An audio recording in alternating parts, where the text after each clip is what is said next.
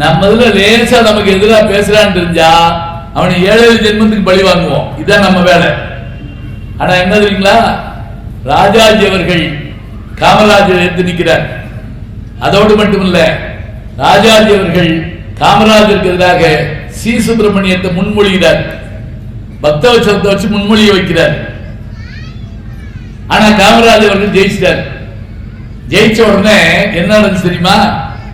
இப்ப நான் சமீபத்தில் கோயம்புத்தூர் போயிருந்தாங்க.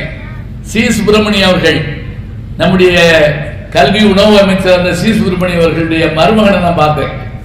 அவர் சொன்னாரு, எங்க மாமா தான் அவரு காமராஜர் அவர்களுக்கு எதிராக ஓட்டு போட்டோம்னு தெரிஞ்ச உடனே சரி கோயம்புத்தூருக்கே கிளம்பிடுவோம், நம்ம கோயம்புத்தூருக்கு போய் வக்கீல் தொழில் இருக்கு, அதை செஞ்சு பழச்சிக்கலாம் அப்படின்னு கிளம்புறாங்களாம். பெட்டி படுக்கை எடுத்துக்கிட்டு ஒரு கார் வந்து நிற்கிறாங்க சி சுப்பிரமணியம் வீட்டு வாசல்ல. யாருன்னு பார்த்தா முதலமைச்சர் இறங்குறாரு. யாரு? காமராஜர் அவர்கள். இவர் என்னன்னு போய் பழக்கம் இருக்காரு. வாங்க வாங்க வந்து மந்திரி சேவையில் சேர்ந்துக்குங்க. இல்ல நான் வந்து உங்களுக்கு அதெல்லாம் தெரியும். என்னையா நீ நாட்டுக்கு உழைக்கணும்னு நினைச்ச, நானும் உழைக்கணும்னு நினைச்சேன். இதுல என்ன இருக்கு? வா. சொன்னதோட மட்டும் இல்ல, பக்தவத்சலத்துக்கு மந்திரி சபையில இடம், அதே மாதிரி சி சுப்பிரமணியத்துக்கு அவர் இடம், சண்முக ராஜேஸ்வர சேதுபதி இப்பதான் பேசிக்கிட்டு இருந்தோம், அவர் அமைச்சரா இருக்காரு. யாருடைய மந்திரி சபையில? காமராஜர் மந்திரி சபையில.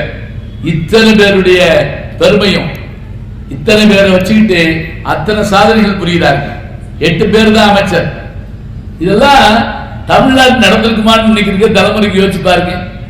சரி, இதெல்லாம் காட்டிலும் முக்கியமான ஒரு விஷயம் சொல்றேன். என்ன அப்படின்னா, நினைத்தாலும் புதைத்தாலும் வழியாமலே வருங்காலம் பேர்